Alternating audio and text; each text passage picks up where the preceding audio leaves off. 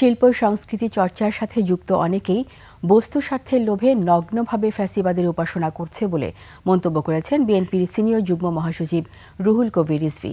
বৃহস্পতিবার রাজধানী তেজগাঁওয়ে ৩৬ জুলাই নিয়ে তথ্যচিত্র প্রদর্শনী অনুষ্ঠানে রিজভী আরও বলেন, বিভিন্ন সুবিধা পাওয়ার লোভে সাংস্কৃতিক ব্যক্তিদের অনেকেই তাদের অনুভূতির জায়গাটি বিসর্জন দিয়েছেন।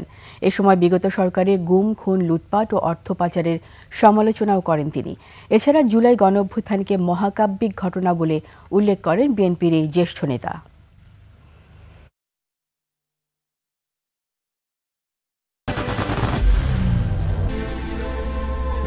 I am Ox.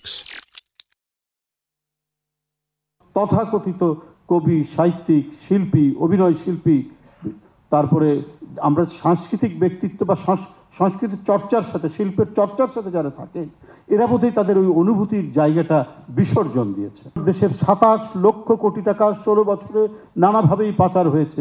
জুলাই ৩৬ দিন এত বড় একটি মহাকাব্যিক ঘটনা ঘটে গেল। এইরকম রক্ত ঝরা ঘটনাই তো হচ্ছে মানে বিপ্লবের মূল টোন তৈরি করে, মূল সুর তৈরি করে।